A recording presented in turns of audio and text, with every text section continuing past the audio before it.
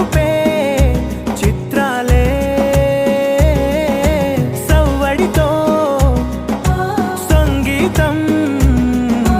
పలికించే సెలయేళే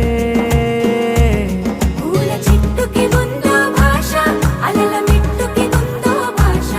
అర్థమవ్వని వాళ్ళే లేరే అందం మాట్లాడే భాష పలకరింపే పులకరింపై పిలుపునిస్తే